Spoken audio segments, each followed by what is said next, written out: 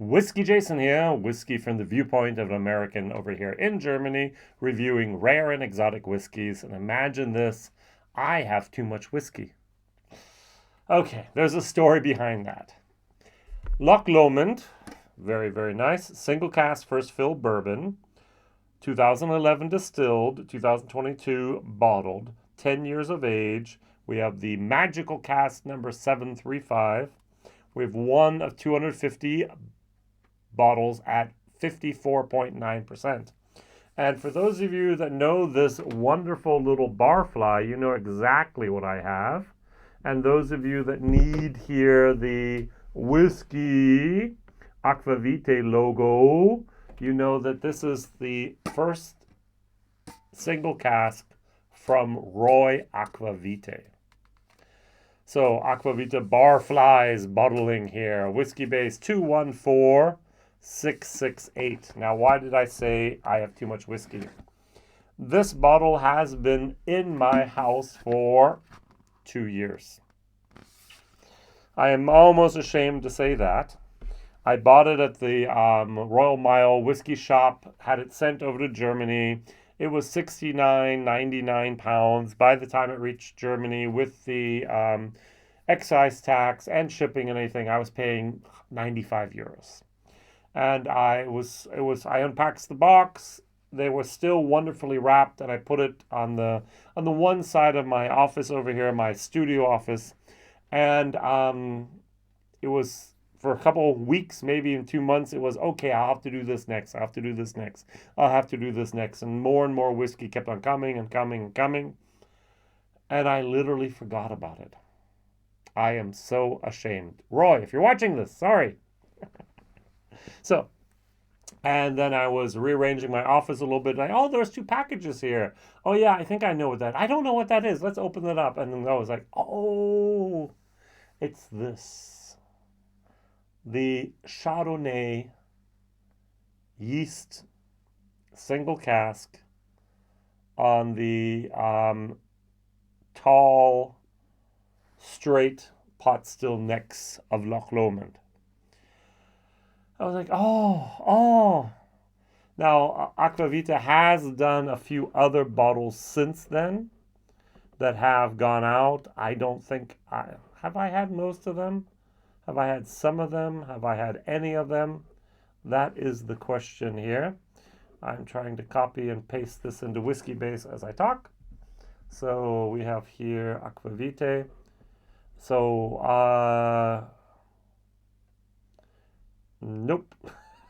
I just get the, is that even spelled correctly here? Aqvavitae, yes, it is. And, Whiskybase turned it into the German Whiskey Fair in Mülheim an der Ruhr with AQU, and it's AQV. All right, good.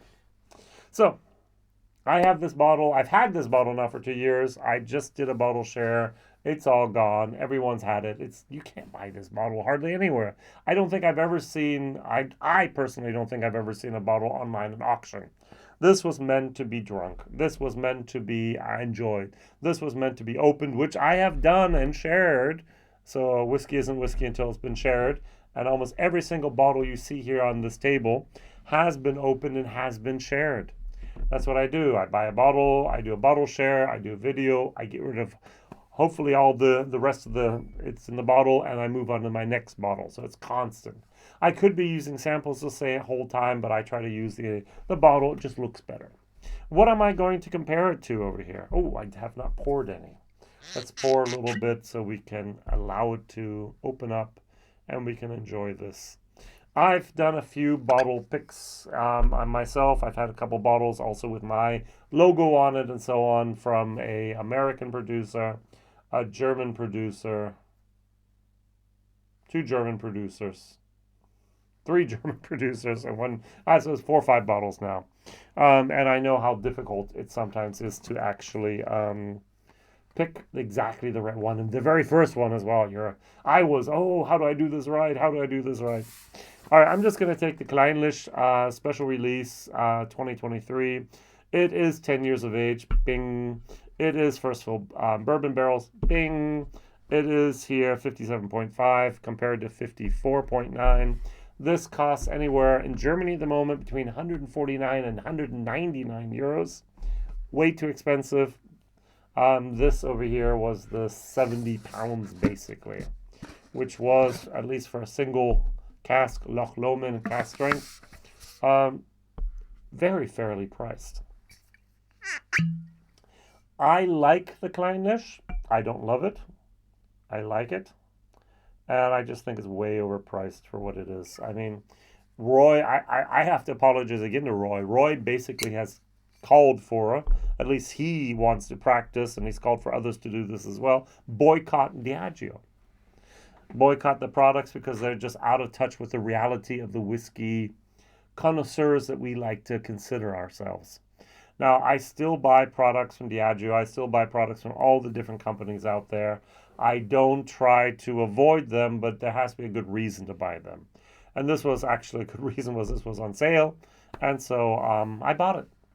So sometimes that convinces me, the financial aspect of it. Let's smell. Oh, this is very, very nice. This is a summer whiskey. This has lemon zest. This has honey melon. This has barley sugars. This has a little bit of apricots.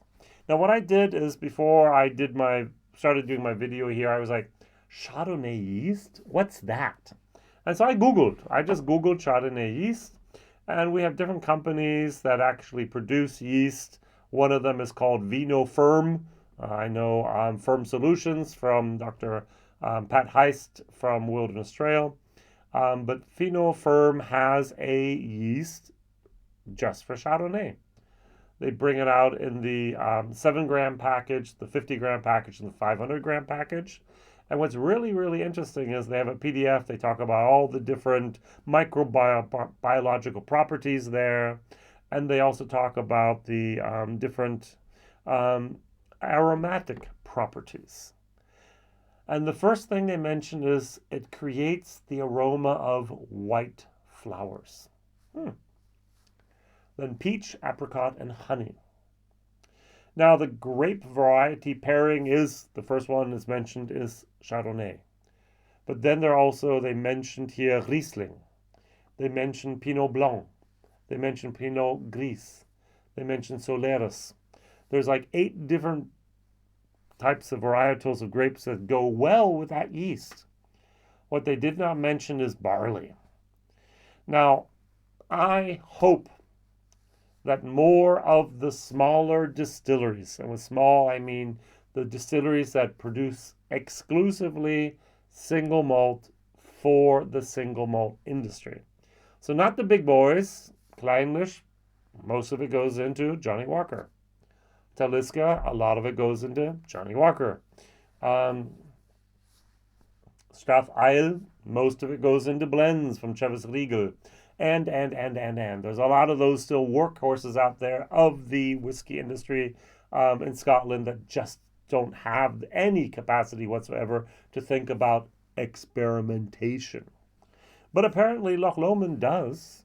Apparently other places, I'm going to name Nickneen, I'm going to name Loch Lee, Atnamochen, a lot of other places, even Atnaho for all I care, could actually be a place that could experiment with not just different types of barley, but also different types of yeast. So the most that they often do is to say, okay, we have an extra long fermentation. Instead of our standard 50, 60 hours, we're going to go 96. Ooh. Why don't you try different yeasts? Yes, your yield will be much less, but maybe the aroma will be more. And to use the phrase Roy actually coined, in my opinion, is we are chasing flavor. And to be very, very honest, where does flavor come from? It does not come from distilling. Distilling concentrates the flavor that's already there. It's the fermentation. Marc René by Waterford would say it's the grain. I'm saying it's also the yeast. And most of the Scotch whiskey industry says, oh, it's the casks. We'll just make your whiskey like you want it, like a sherry bomb. Boom. We'll just make it like a sherry full maturation or sherry, a port wine maturation, a port wine full maturation or a finish or whatever, a calvados, mezcal, whatever. They change the flavor of your whiskey due to casks, primarily. And I think there's a lot of opportunities for us in the whiskey industry, put my name in there in the hat, in the ring, to learn from craft beer makers in the different types of barley being used, the different types of roasting of the barley. It doesn't always have to be pale ale. It can be Munich malt. It can be Cara malt. It can be all these different types of malts included. It's still 100% barley. So the Scotch Whisky Association can't have any problems with that. And then also try different types of yeast. You're going to get flavors that are just fantastic. And you might have the oddball that goes, ooh, that doesn't work at all. But hey, I think I hope Dr. Bill Lumsden up at Glenmorangie in his lighthouse will be doing a lot of experimentations with that as well, and helping us not just wild yeast, but other types of yeast to see what's out there. Loch Lomond did it, and I'm so thankful.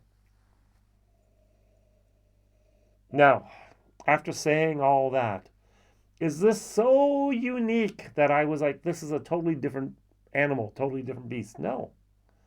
It smells and tastes like a very, very fine, old school type of, I'm going to use the word Speyside product. So I remember at the very beginning of my whiskey journey, 2016, 17, 18, around there were still some bottles in the market of some independent bottlers from Germany. And they were 14, 18, 25, 23, 24-year-old single malts. I was paying 60, 70 euros max for them. What would I give to do that again today? So some of them were called, I think, Ambassador's Choice and so on. Good stuff. And that reminds me of some of those. Would I identify Loch Lomond? No. Does that have to do with Loch Lomond, or does that have to do with me? With me. This is just a goodness. This is a solid B whiskey. I do think I get a peach. Get the powdered sugar moment. Honey. Almond. A tiny, tiny little bit of pear. A lot of fruitiness, a lot of lemon zest, lemon. Very good. Cheers.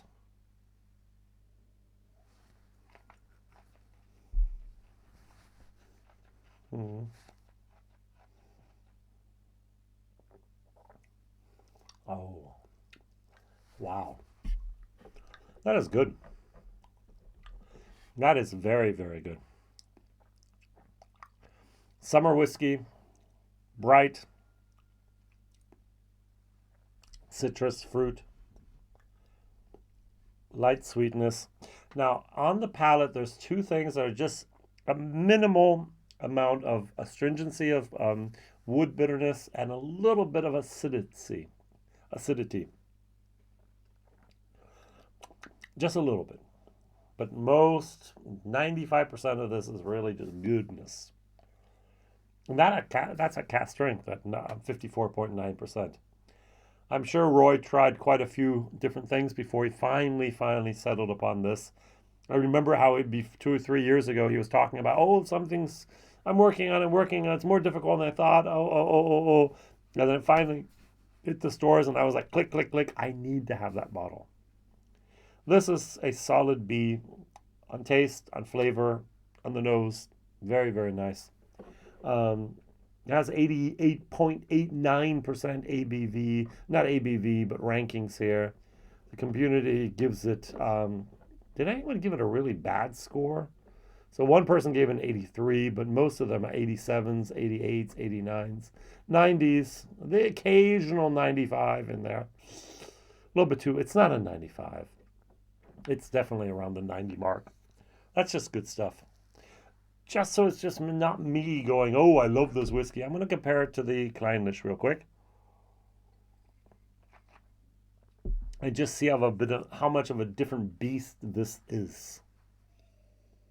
10 years, first fill bourbon, everything else almost the same, just a little bit of difference in the pot still shape as well as the yeast used here.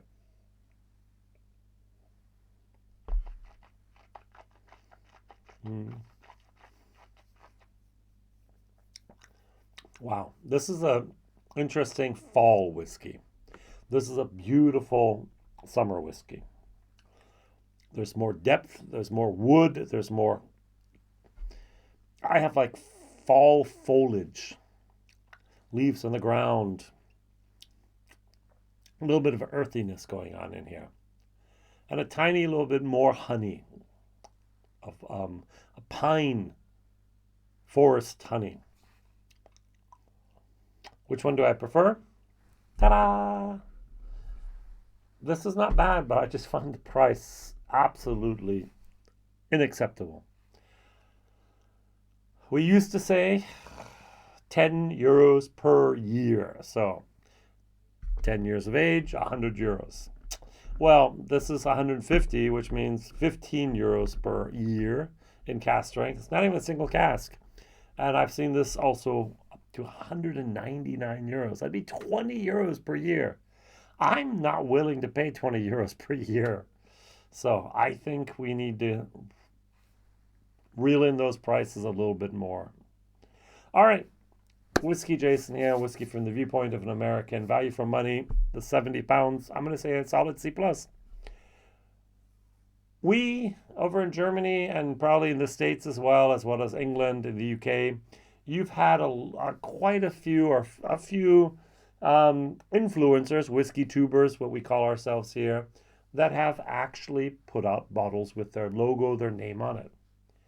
Which whiskey from a whiskey tuber do you personally have you had and you can personally recommend? So in America, it's fairly easy. Chad and Sarah has a lot of different whiskeys. I have Wilderness Trail back there from them. They just go to barrel picks. They have the store they work with. They put the label on there. Boom, it's gone. They do it through the different tiers. The bourbon van has the. I mean, there's so many in America that have it. A few have it in the UK. And in Germany, we have a handful of well that have done that. But which ones have you had and which ones do you like? Thank you very much for watching, liking, subscribing, telling others about this crazy guy over in Germany who has too much whiskey and forgot about the bottle from Aqvavitae for 2 years. Sorry, Roy. And if you don't know Roy at Aqvavitae, go watch him. He's fabulous. I thoroughly enjoy his live streams every single Thursday if he's not on vacation. Thursday evening, and his recycle reviews are legendary. Bye-bye.